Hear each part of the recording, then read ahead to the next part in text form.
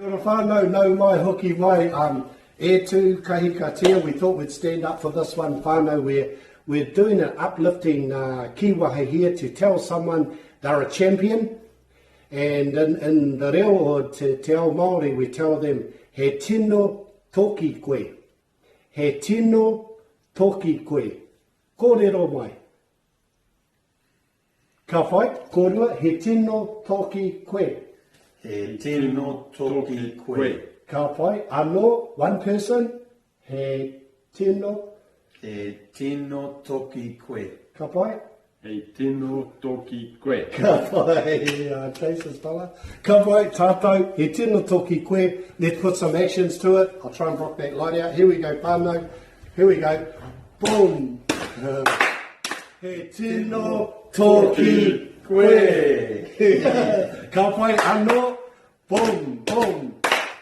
He tino toki koe. Ka whai.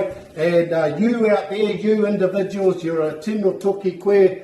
Boom. He tino toki koe. Ka whai. He tino toki kōrua. He tino toki kōrua. Ka whai. Anō. Boom. He tino toki kōrua. Ka whai. And he tino toki KOUTOU. Boom. He tino toki KOUTOU. One for the road. He tino toki KOUTOU. You are all champions. You are all awesome. He tino toki KOUTOU. He tino toki KOUTOU.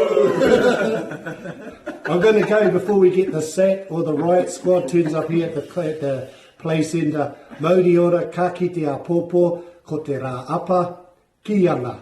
Mauri ora, he tino toki kōrua. Mauri ora.